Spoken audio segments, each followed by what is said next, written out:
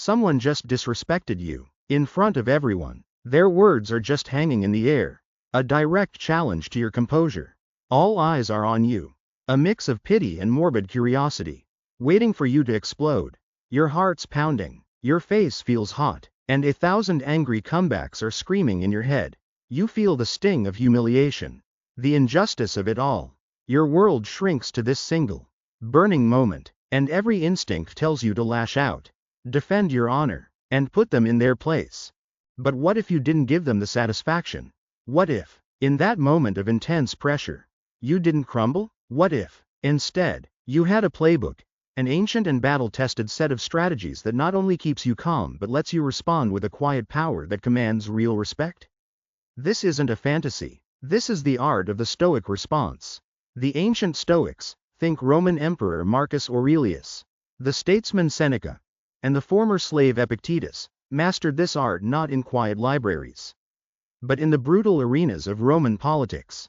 In the face of exile, and under the constant threat of death, they understood that real power isn't about controlling other people, it's about mastering yourself. So in this video, we're going beyond just staying calm. We're going to pull apart the Stoic playbook and give you the exact techniques to turn a moment of public disrespect from a source of shame into a demonstration of unshakable strength. This is your guide to mastering the art of the Stoic response. Before we get to the playbook, we need to understand what it's built on. Stoicism isn't about suppressing your emotions or becoming some cold, unfeeling robot. That's a common misconception. Real Stoicism is a practical game plan for thriving in a world you don't control. It's a training system for your mind, designed to build resilience, character, and a state of inner calm the Greeks called apatheia, not apathy, but a kind of unflappable peace, no matter the chaos outside. The single most important idea here is what Epictetus called the dichotomy of control. He taught that we have to constantly sort things into two buckets: what's up to us, and what's not. So what's not up to us? The weather, the economy, traffic, getting sick, and, most importantly for us, what other people say, think, and do. You can't control if someone decides to be rude, ignorant, or just plain malicious. Trying to is, for a Stoic, a guaranteed recipe for frustration and anger. So what is up to us? Only our own thoughts, our judgments, and our actions. Our inner world. That's our kingdom. The one place where we are the absolute ruler. The person who insults you is just an external event. The insult itself has no real power to harm you. The harm comes from your judgment of it, your opinion that it's a terrible, damaging thing. As Epictetus put it bluntly, it is not he who gives abuse who affronts, but the view we take of these things as insulting. He later added, if someone succeeds in provoking you, realize that your mind is complicit in the provocation. This one idea changes everything. The person who disrespected you wants a reaction. They're trying to get in your head and hijack your emotional state. When you refuse to play along, when you realize that your inner peace is your responsibility and yours alone, you strip them of all their power. The battle isn't won with a clever comeback, it's won the moment you decide your tranquility is more important than their provocation. The real win is refusing to be disturbed. With that foundation in place, let's open the playbook. Move number 1. The strategic pause, reclaiming the space. The first move in any high-stakes situation is never to rush. When disrespect hits, your first impulse is biological. Your brain's ancient alarm system, the amygdala, floods you with adrenaline. It's the fight or flight response, and it's designed for instant, thoughtless action. The Stoic, however, trains to hit the override switch. So, your first move is the strategic pause. You consciously create a space between the insult and your response. This isn't weakness, it's an assertion of control. In that moment, while everyone is staring, you do the most unexpected thing: nothing. You just breathe. Take one slow, deliberate breath. That tiny physical act has a massive psychological effect. It snaps the chain reaction and lets the rational part of your brain get back online. Seneca, a man who dealt with constant political backstabbing, knew that anger is a brief insanity, and that our worst decisions are made in the heat of passion. By pausing, you're giving yourself the gift of time. Time to remember the dichotomy of control. Time to ask, is this in my control? Is my response in my control? Let's say you're in a meeting, and a colleague dismisses your idea with, "That's the kind of short-sighted thinking that got us into trouble last quarter." It's personal and public. Your gut reaction is to fire back, point out their flaws, and escalate. Instead, you deploy the strategic pause. You look at them, not with anger, but with a neutral expression. You take a silent, slow breath, for just 2 or 3 seconds. You are in complete control. You've made a conscious choice not to be provoked. The pause itself is a statement. It says, "I'm not easily rattled." It's the first and most vital step to turning the tables. Move number 2. The view from above, considering the source. Now that you've created some space with the pause, the next move is to shift your perspective. Marcus Aurelius, arguably the most powerful man of his time, practiced an exercise we call the view from above. He'd imagine himself floating up, looking down on Rome, then the earth, then the entire cosmos. From that height, petty squabbles and insults shrink into utter insignificance. You don't have to be a Roman emperor to do this.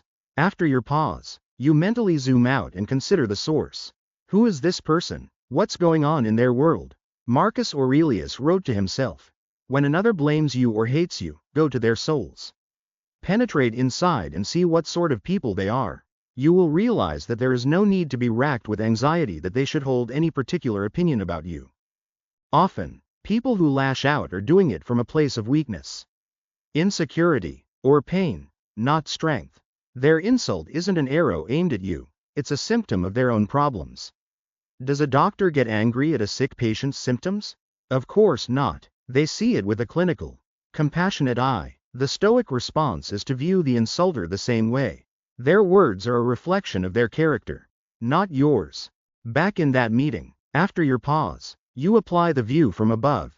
You consider your colleague. You know they're under pressure, that their last project flopped, and they tend to deflect blame. Suddenly, you see their jab isn't really about you, it's about their own fear. The anger starts to dissolve, replaced by a clear, detached understanding. Their insult is their problem. This mental shift frees you from the sting and lets you act with clarity instead of rage. Move number 3. The Stoic test. Is there a grain of truth? This next move takes guts, and it's what separates Stoicism from simple ego protection. After pausing and considering the source, you have to ask yourself a tough question. Is there any truth here?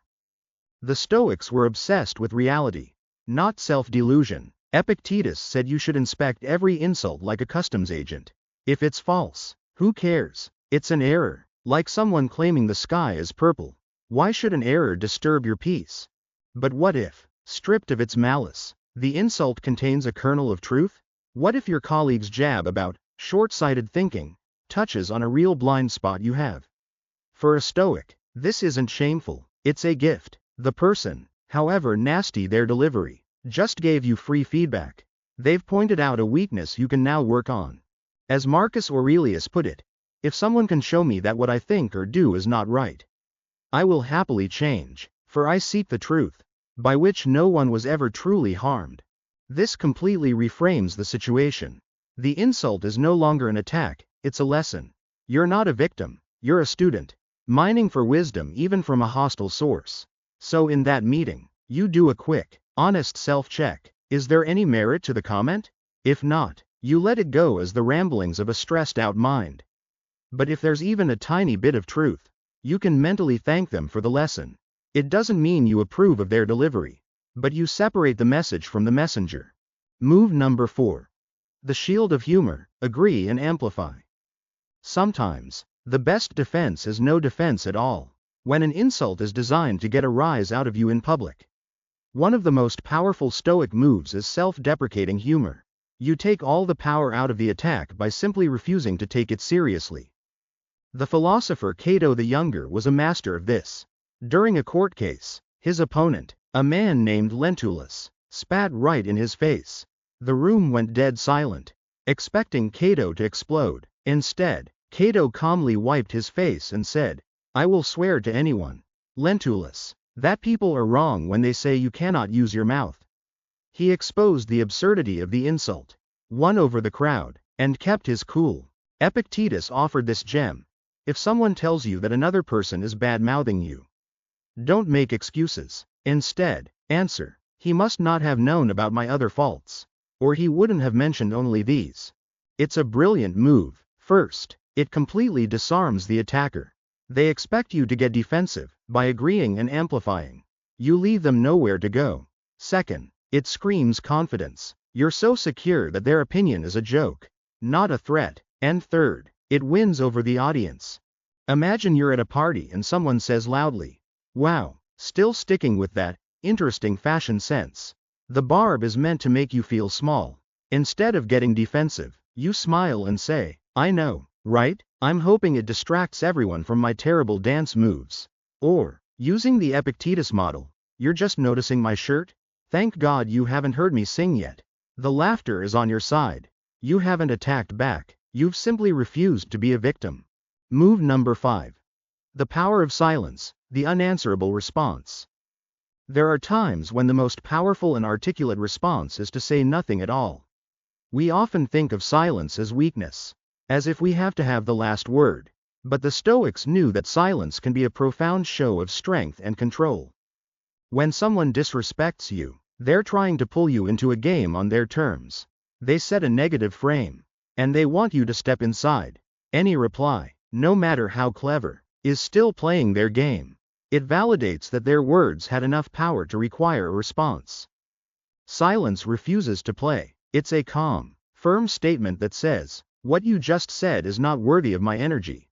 I'm in control of my attention, and I choose not to place it on you." This isn't a scared, timid silence. It's a deliberate, confident, and often unnerving silence. Think back to the meeting.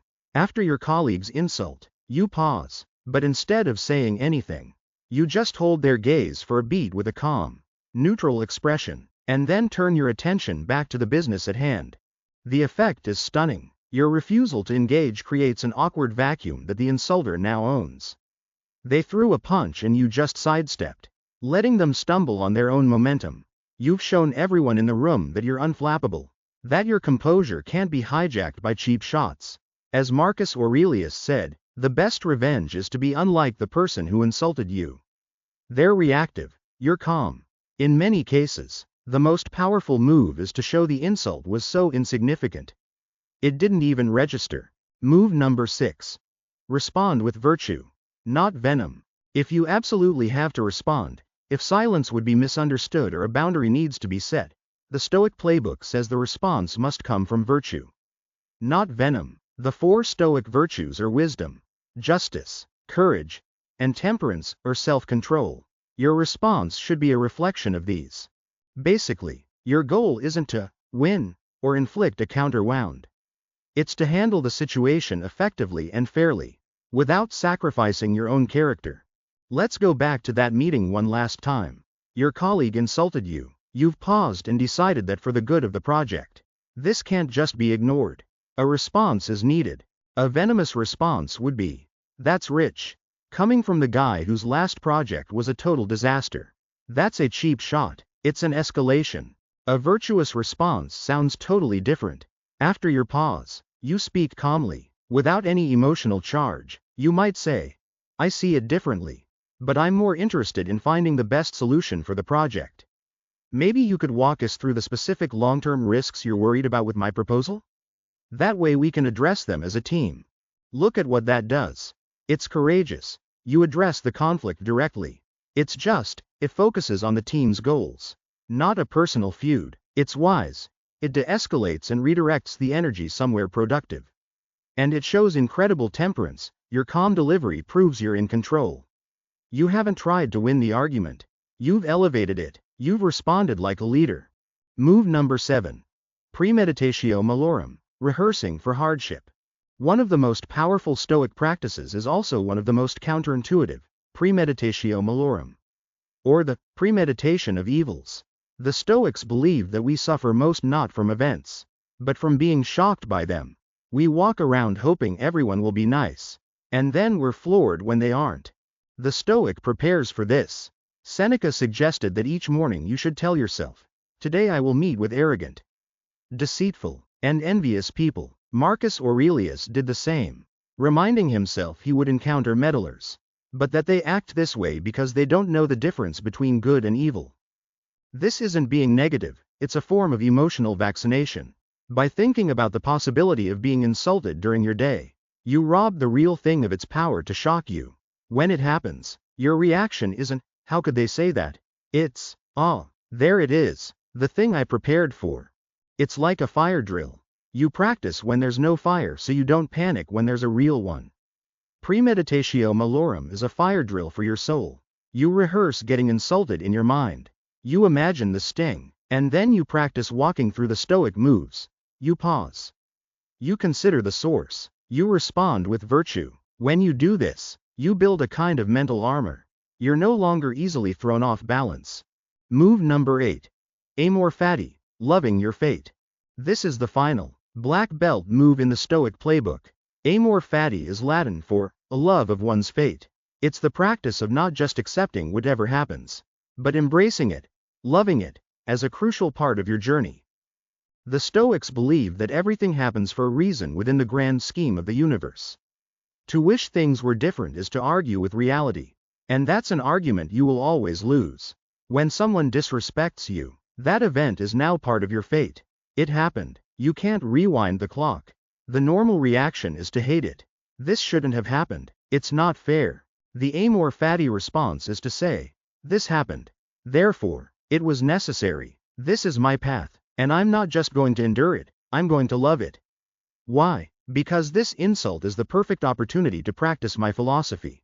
It's a chance to practice courage, patience, and wisdom. The universe just sent me a personal trainer for my soul, disguised as a jerk. What a gift.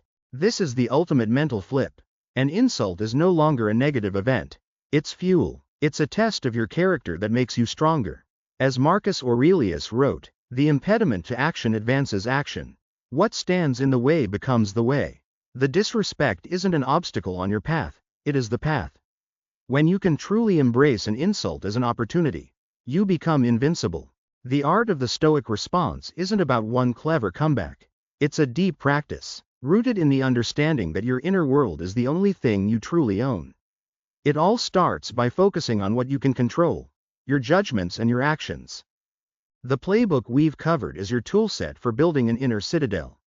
A fortress of calm that can't be breached by anyone else's negativity. You start with the strategic pause to choose reason over reaction. You use the view from above to see things with perspective. You apply the Stoic test. Bravely looking for truth, you disarm attacks with the shield of humor and show profound strength with the power of silence. When you must speak, you respond with virtue, not venom. You prepare for it all with premeditatio malorum, and finally, you learn to love it all with amor fati, turning every obstacle into fuel. The next time you find yourself in that hot seat, when the words fly and the eyes are on you, remember this playbook. Remember you have a choice. You don't have to explode. You don't have to crumble.